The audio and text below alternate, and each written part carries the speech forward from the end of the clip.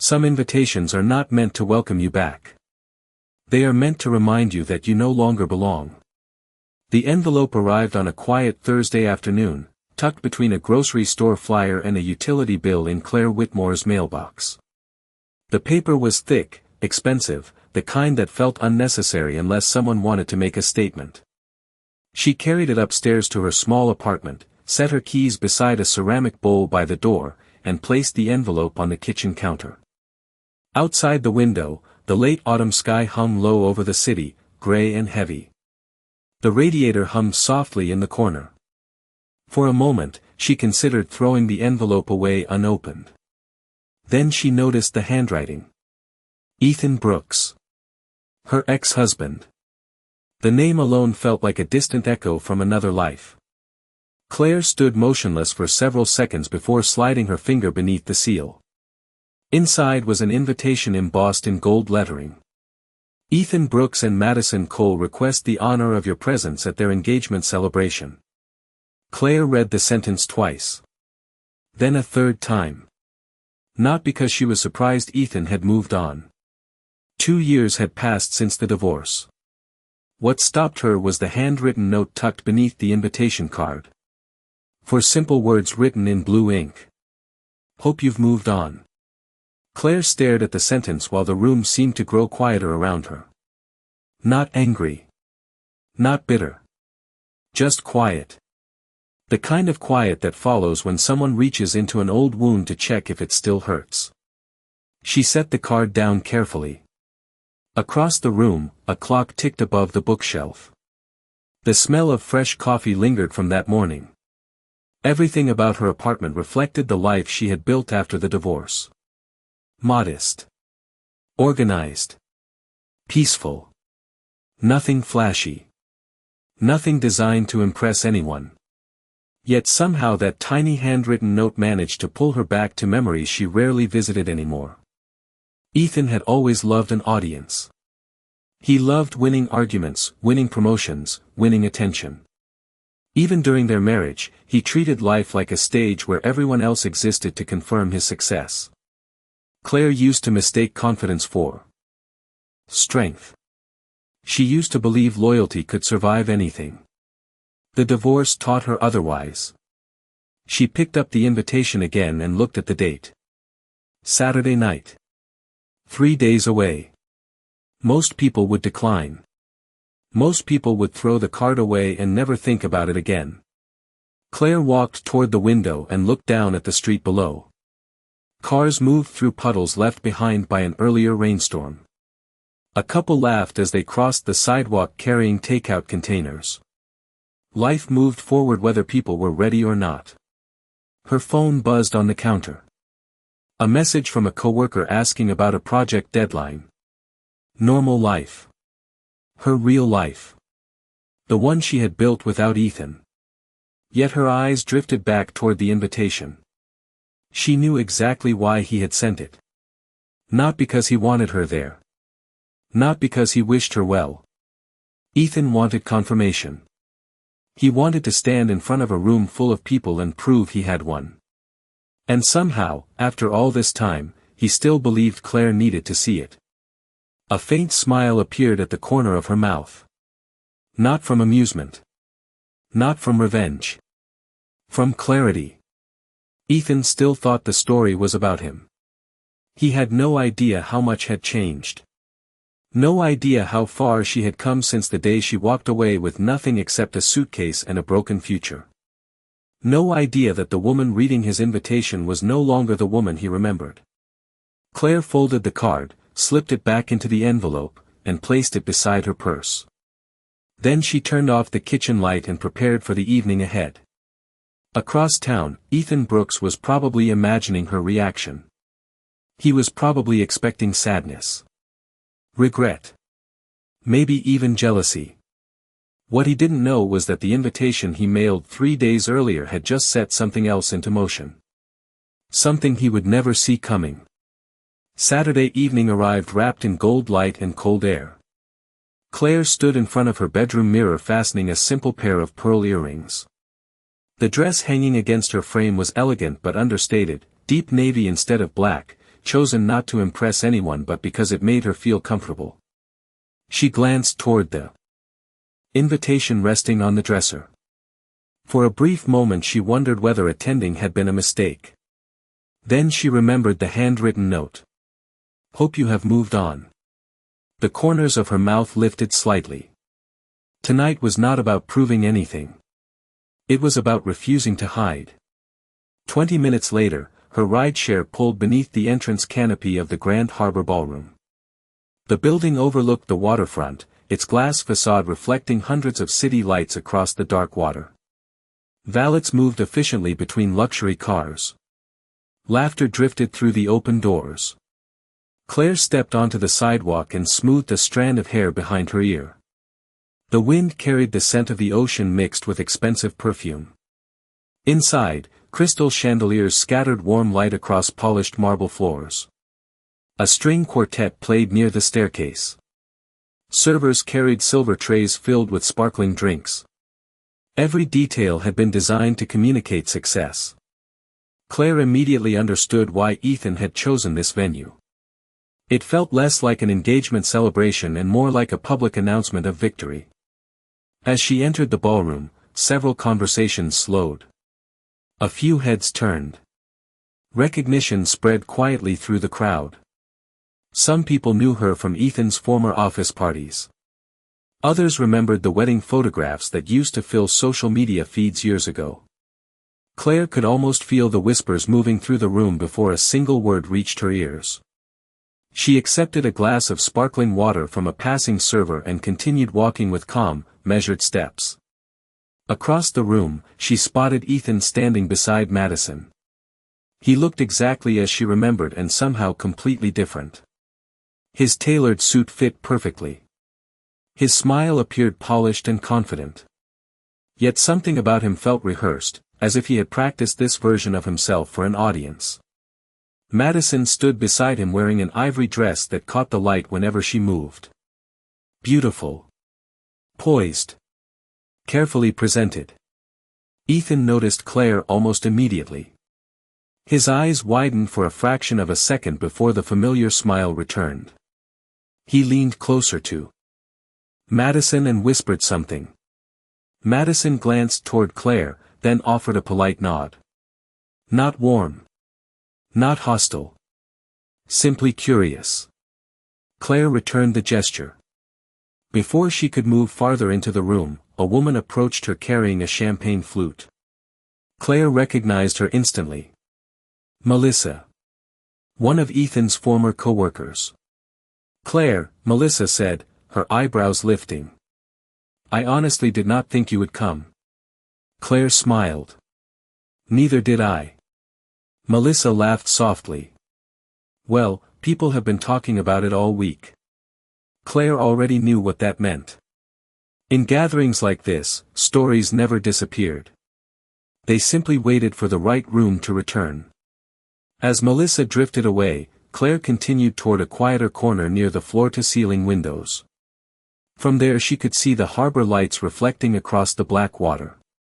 For a few peaceful minutes she stood alone.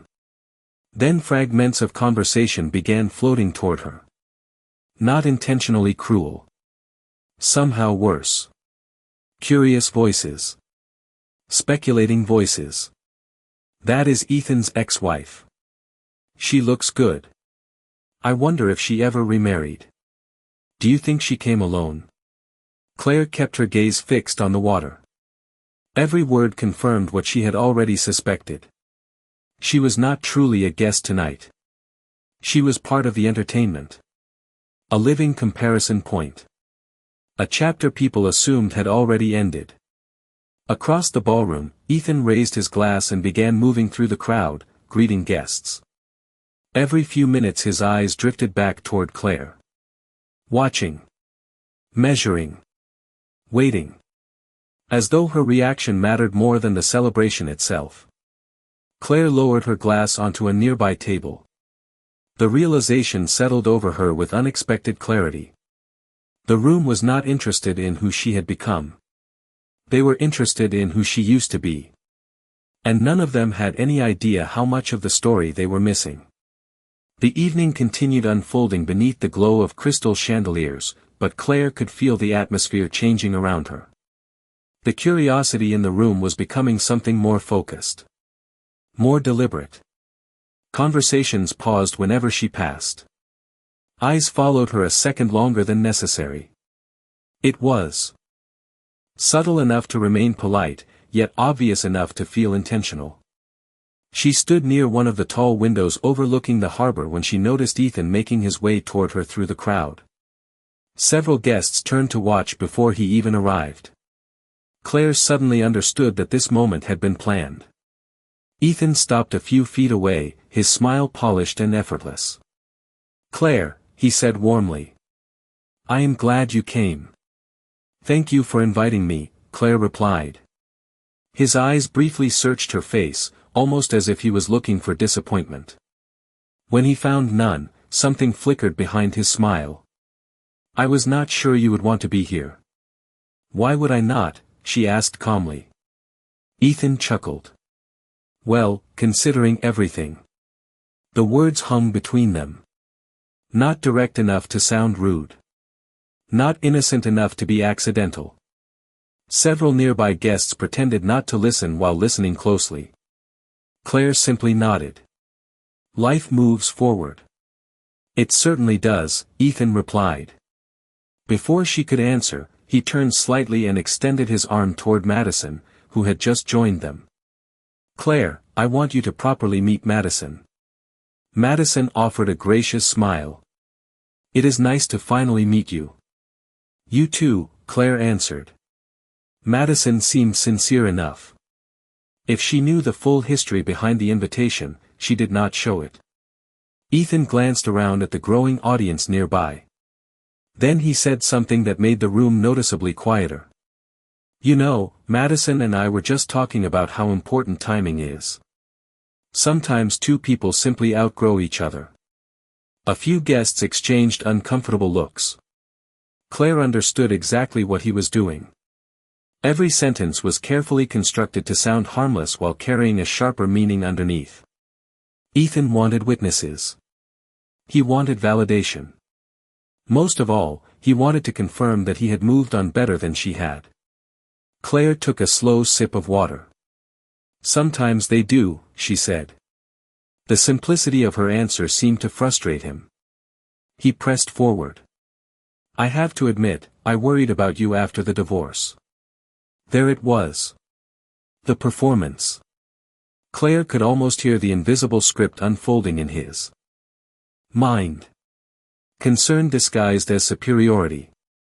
Sympathy disguised as victory. "That is kind of you," she replied. Ethan laughed lightly. "I just know how difficult major life changes can be." Around them, people smiled politely while pretending not to recognize the tension. Claire noticed Melissa standing across the room, watching with an expression that suggested she understood exactly what was happening. Ethan leaned slightly closer. "Are you seeing anyone these days?"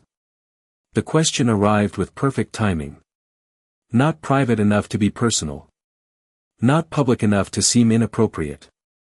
Several guests immediately looked away to hide their interest. Claire met his gaze. "Why do you ask?" "Just curious." His smile widened. "I hope you found happiness too." The sentence sounded generous. Yet the confidence in his eyes suggested he already believed he knew the answer. Claire suddenly remembered the woman she had been 2 years earlier. The woman who would have felt humiliated by this conversation. The woman who might have rushed to defend herself or explain her life. That woman no longer existed. She simply smiled. "I am doing very well, Ethan." For the first time all evening, his expression hesitated. Just for a second. Then someone called his name from across the ballroom. Ethan excused himself and walked away with Madison. As the crowd gradually resumed its conversations, Claire remained standing by the window. Her pulse was steady. Her hands were calm. Yet deep inside, an old memory had begun to stir. Not because Ethan had wounded her. Because his words had reminded her of the day everything changed. The day she lost the life she thought she would have forever. And standing there beneath the ballroom lights, Claire realized the past was finally ready to tell its side of the story. The music from the ballroom seemed to fade as Claire stared through the glass toward the dark harbor. The reflection staring back at her looked calm, composed, untouched by the conversation that had just unfolded. But Ethan's words had opened a door she had spent years quietly closing. 2 years earlier, the life she knew had ended inside a lawyer's office on a rainy Tuesday morning. There had been no dramatic argument. No scene worthy of gossip. Just signatures, silence, and the unmistakable feeling that an entire future had been erased in less than 30 minutes. At the time, Claire had been 34 years old. She remembered carrying a cardboard box out of the suburban home she once shared with Ethan. Inside were framed photographs, a coffee mug she loved, and a few books she could not bear to leave behind. The house itself remained with Ethan. So did most of the furniture. So did the version of life they had spent years building together. She drove away in her aging sedan while rain tapped softly against the windshield. She had no grand plan. No wealthy relatives. No hidden opportunity waiting around the corner. Just a one-bedroom apartment she could barely afford and a heart that felt heavier than anything she had ever carried. The first few months were the hardest. Every morning began with the same question. What now? Her savings disappeared faster than expected. Rent arrived every month whether she was emotionally prepared or not. There were evenings when she sat at her small kitchen table eating soup while scrolling through job listings long after midnight. The apartment walls were thin enough that she could hear her neighbors laughing through the vents. Sometimes the loneliness felt almost physical. Yet every morning she got up anyway. She updated resumes. Attended interviews. Learned new software programs. Took online certification courses after work. Little by little, she built routines that gave structure to days that once felt empty. The woman who had spent years helping support Ethan's ambitions slowly began investing in herself instead. She found a position with a consulting firm. The salary was not extraordinary, but it was stable. The office occupied the 12th floor of a downtown building overlooking the river. Every morning she arrived early carrying a paper cup of coffee and a notebook filled with goals. Every evening she left a little stronger than she had been the day before. Months turned into a year. Then another. The pain never vanished overnight. It simply lost its authority. Claire stopped measuring her life against the one she had lost. She stopped wondering whether Ethan regretted his choices. She stopped checking social media. Most importantly, she stopped waiting for someone else to rescue her future. The freedom came quietly.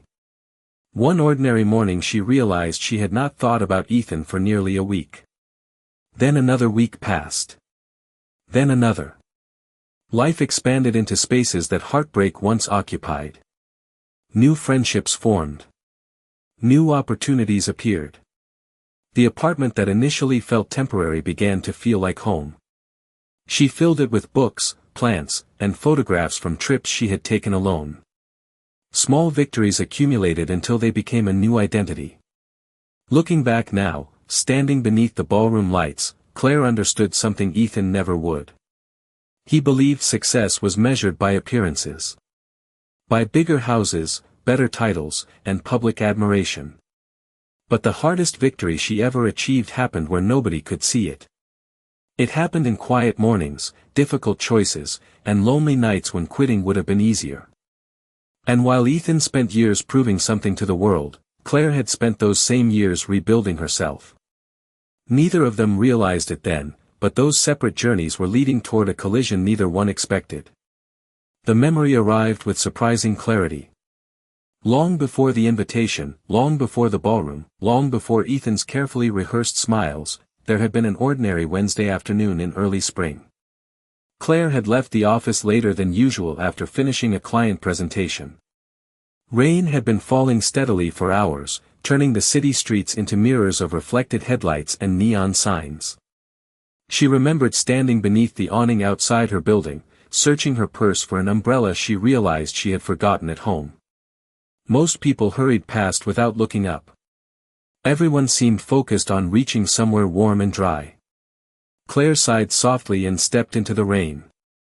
She had made it less than half a block when a voice called out from behind her.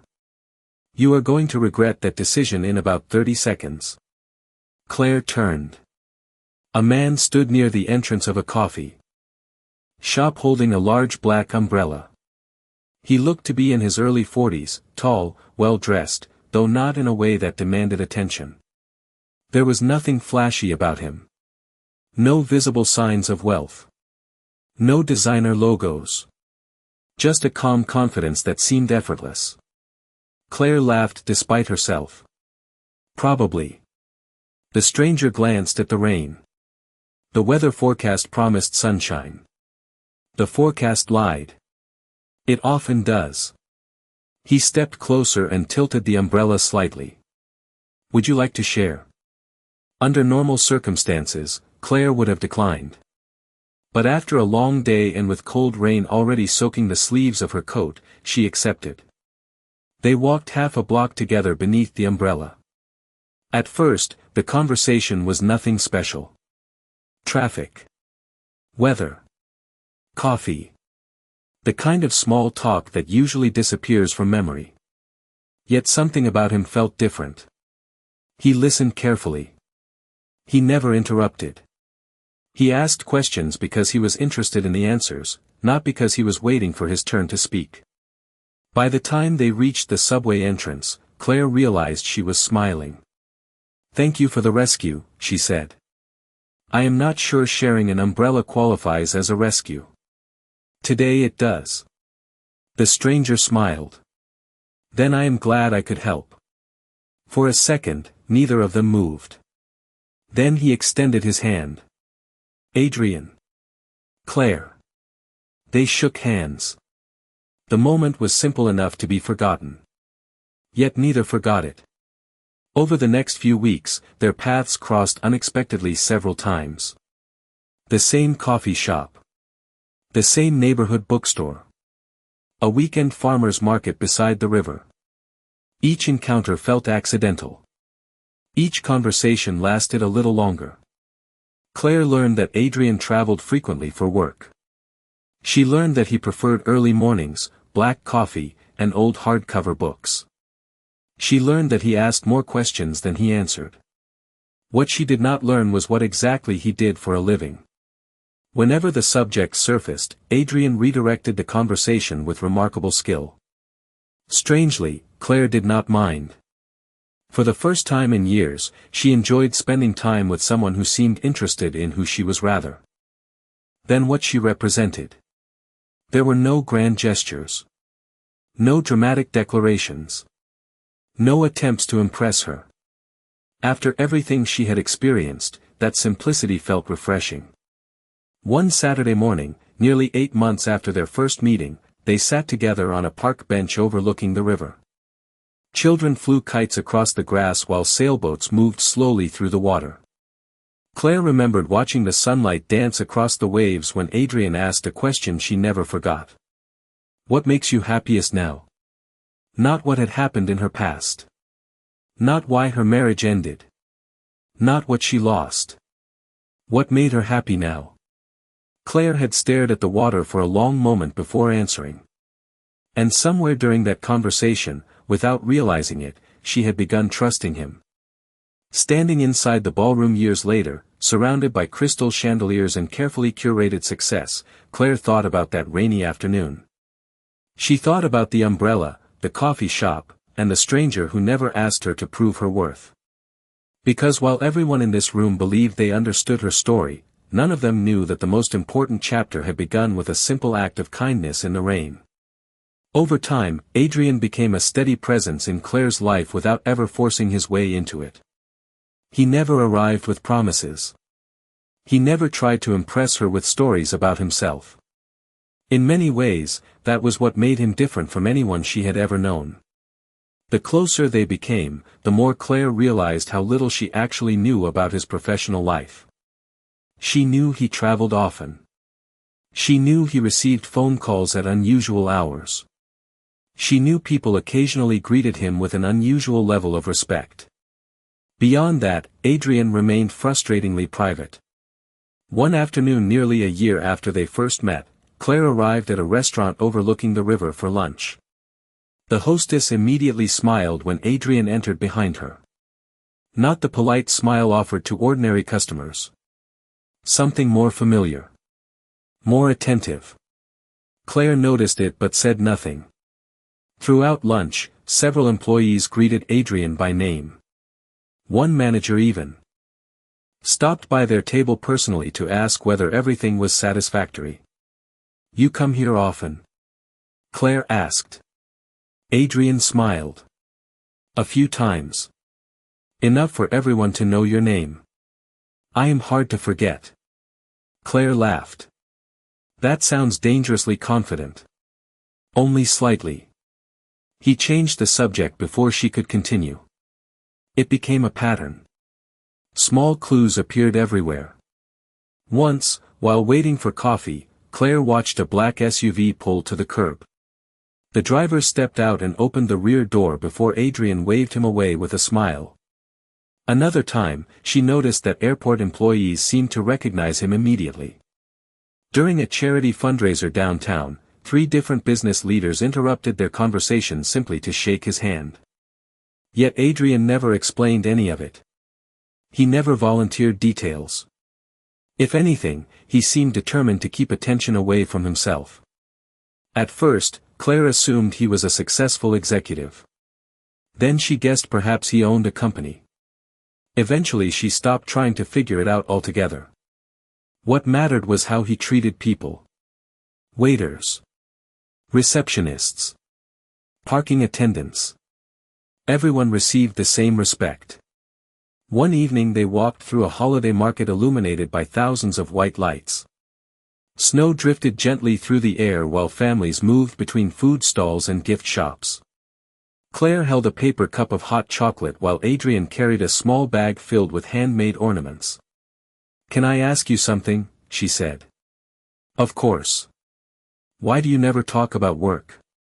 Adrian considered the question for a moment. "Because most people lead with what they do. And you do not. I prefer learning who someone is before learning what they own, earn, or accomplish." Claire looked ahead at the lights stretching across the plaza. "That sounds nice." Adrian smiled softly. "It is also useful." "Useful?" Titles have a way of changing conversations. The answer stayed with her long after the evening ended. Looking back, it explained more than she realized at the time. Adrian never hid behind accomplishments. He never used success to gain admiration. In fact, he seemed almost uncomfortable discussing himself. That mystery only deepened months later when Claire arrived at his office building for lunch. She expected a modest corporate suite. Instead, the driver directed her toward the top floor of a 40-story glass tower overlooking the city skyline. Claire stepped out of the elevator and froze. Floor-to-ceiling windows stretched across the entire level. Assistants moved quietly between offices. The view alone looked like something from a magazine cover. Before she could process what she was seeing, a receptionist stood and smiled. "Good afternoon, Mr. Kingsley is expecting you." Claire blinked. Mr. Kingsley. Not Adrian. Not a department manager. Not a consultant. Something about the way the receptionist said his name felt significant. Important. Yet when Adrian emerged moments later, carrying 2 coffees and smiling exactly as he always had, he seemed completely unchanged. He greeted her warmly and asked about her day as though nothing about this place was unusual. Claire followed him toward his office, unaware that she was walking deeper into a truth that would soon change everything she thought she knew about the man beside her. The memory faded as the sounds of the ballroom returned around Claire. Crystal glasses clinked softly. Laughter echoed beneath the chandeliers. Somewhere near the stage, a photographer directed guests into position for another round of pictures. The engagement celebration had reached its busiest moment of the evening. More guests had arrived. More conversations filled the room. More attention seemed focused on Ethan and Madison. Claire stood quietly near the windows, content to remain outside the spotlight. Yet she could feel Ethan watching her. Every few minutes his gaze drifted across the room. Every few minutes he seemed disappointed to find the same thing. Calm. No jealousy. No visible regret. Just calm.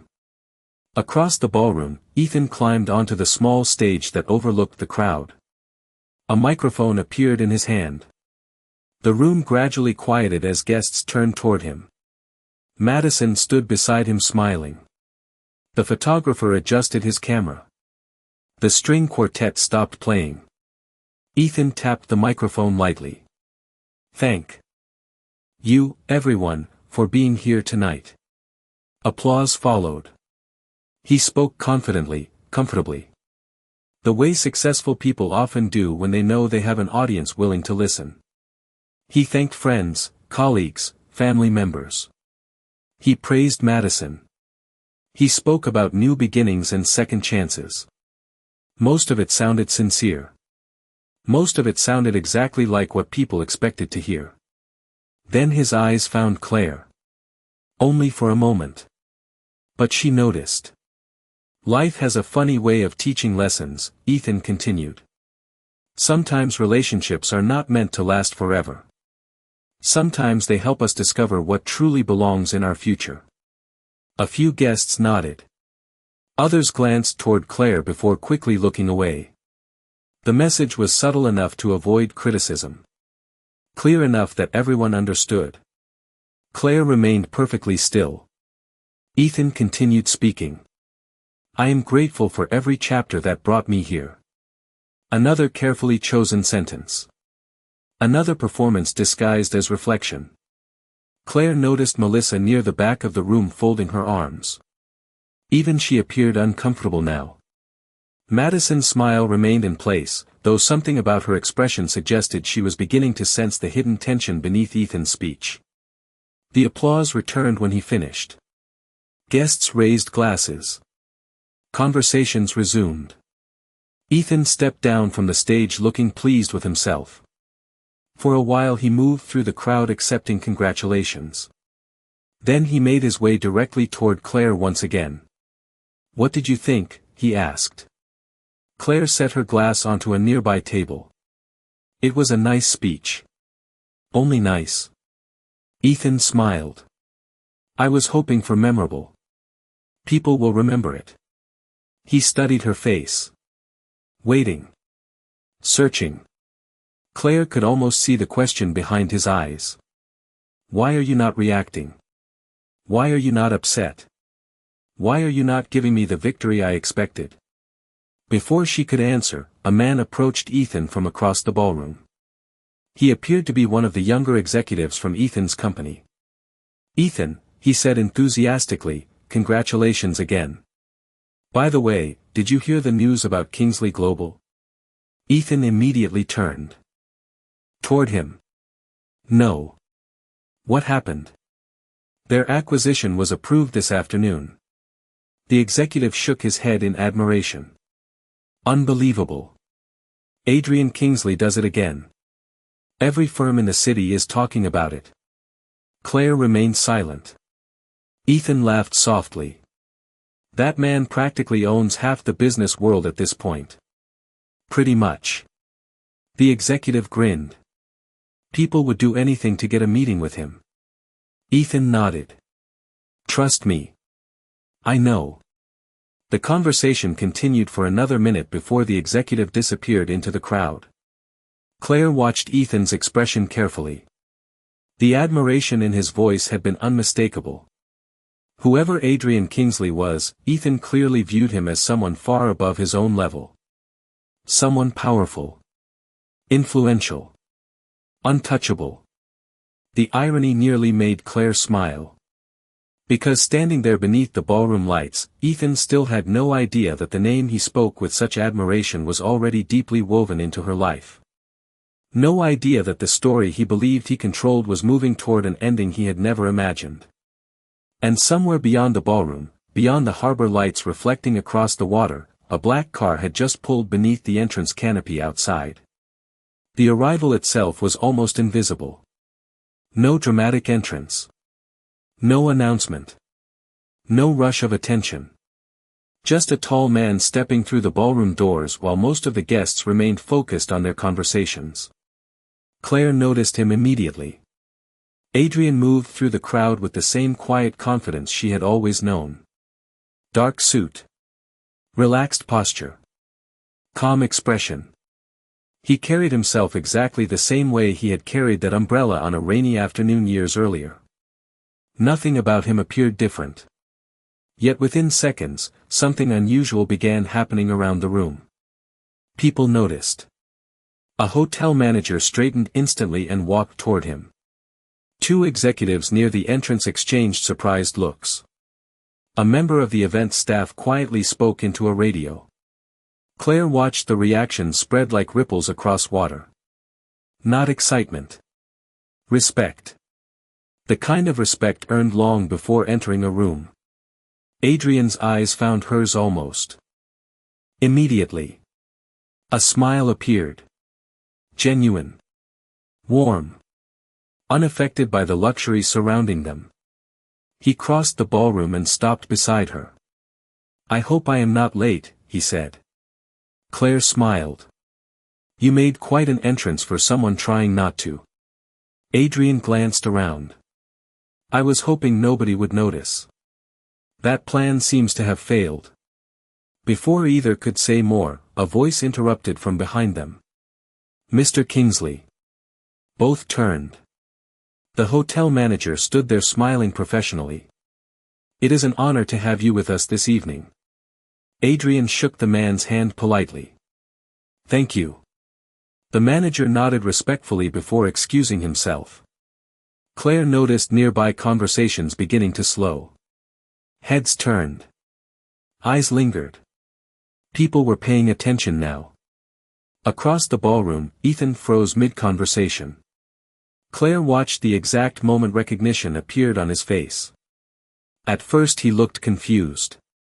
Then surprised. Then something else. Something closer to disbelief. Beside him, the executive from earlier leaned forward and whispered something urgently. Ethan's eyes immediately returned to Adrian. The color seemed to drain from his expression. "Claire," Adrian said softly, unaware or perhaps unconcerned by the growing attention. "Would you like another drink?" Before she could answer, 3 different business leaders approached. One after another. Handshakes. Greetings. Brief conversations. Each person treated Adrian with unmistakable respect. Not because of his wealth. Not because of his title. Because of who he was.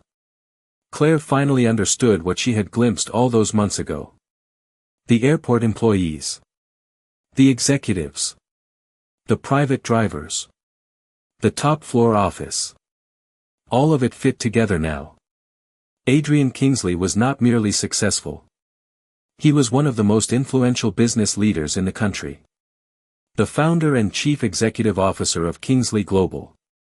The company dominating headlines.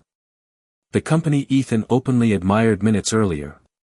Across the room, Ethan began walking toward them. Slowly. Carefully. Madison followed beside him. The closer he came, the more uncertain he appeared. Adrian noticed him approaching and smiled courteously. "Good evening." Ethan extended his hand almost automatically. "Mr. Kingsley. I cannot believe you are here." Adrian shook his hand. "Please call me Adrian." Ethan laughed nervously. "I have followed your work for years." Claire remained silent. The entire room seemed to be listening now. Ethan glanced from Adrian to Claire and back again. His confusion was obvious. "How do you two know each other?"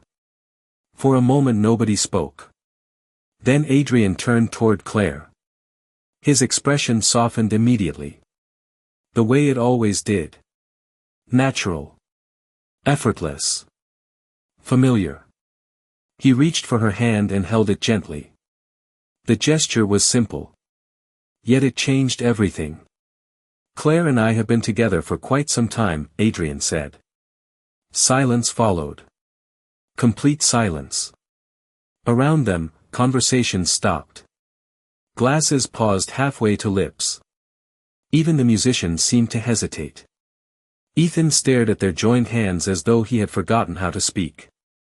Because in a single quiet moment, the entire story he believed about Claire had collapsed. The woman he thought had been left behind was standing beside the one man he had spent years admiring from a distance. And for the first time all evening, Ethan Brooks had absolutely no idea what to say. For several seconds, nobody moved. The silence hanging over the ballroom felt heavier than any speech Ethan had delivered that evening.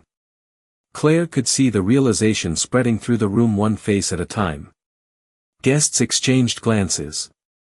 Executives whispered quietly to one another. The same people who had spent the evening wondering whether Claire had come alone were now staring at the answer standing beside her. Ethan managed a strained smile. "Well," he said carefully, "that is certainly unexpected." Adrian's expression remained calm. Life can be surprising sometimes. The simplicity of the response made the moment even more uncomfortable. Ethan laughed softly, but there was no confidence left in it. For the first time all evening, he seemed unsure of where to stand, what to say, or how to regain control of the conversation. Madison watched quietly beside him. Unlike Ethan, she appeared thoughtful rather than shocked. Her eyes moved from Claire to Adrian and back. Again. Slowly, she seemed to understand what everyone else was beginning to realize. This was never about wealth. It was never about status. It was about the assumptions people had made. Ethan had assumed Claire was still trapped inside the version of her life he remembered. The guests had assumed she was attending alone because she had nothing better waiting beyond those ballroom doors. They had all mistaken silence for emptiness. Adrian turned toward Claire. "Would you like to get some fresh air?" Claire smiled. "I would." Neither rushed. Neither needed to. Together they began walking toward the exit. As they crossed the ballroom, people stepped aside almost instinctively. Not because of Adrian's reputation. Not because of his success. Because confidence that does not need attention has a way of commanding it anyway. Claire noticed Melissa watching from across the room. Their eyes met briefly. Melissa smiled and raised her glass in a quiet gesture of respect. Claire returned the smile. Near the entrance, she paused and glanced back one final time. Ethan remained standing near the center of the room. Surrounded by guests. Surrounded by celebration. Yet somehow looking more alone than anyone else there. Their eyes met across the distance. Claire expected anger. Regret. Maybe embarrassment. Instead she saw confusion. The confusion of someone who suddenly realizes the story they have been telling themselves was never true. Ethan had spent years believing he won. Believing success meant being admired. Believing moving on meant leaving someone behind. But standing there beneath the chandeliers, he was finally confronting a reality he never anticipated. Claire had not spent the last 2 years trying to recover from losing him. She had spent them becoming someone new. Outside, the night air felt cool and clean. The harbor lights shimmered across the dark water. The sounds of the ballroom faded behind them as the doors closed. Adrian slipped his hands into his coat pockets and looked toward the skyline. "Interesting evening," he said. Claire laughed softly. "That is one way to describe it." They stood together in comfortable silence. The city stretched around them in every direction. Cars moved along distant streets. Reflections danced across the harbor. For a moment, Claire thought about the woman she used to be. The woman carrying a cardboard box through the rain. The woman sitting alone in a small apartment wondering how to rebuild a future she could no longer see. She wished she could tell that version of herself something. Not that everything would become perfect. Not that life would suddenly become easy. Only this. Keep going. Because one day the pain will stop being the center of the story. Claire looked at Adrian and smiled. Then they walked toward the waiting car together. Behind them, the ballroom continued celebrating an engagement. Ahead of them, an entirely different future waited. And somewhere between those two worlds stood a simple truth that no one in that room would forget. She did not win him back. She won herself.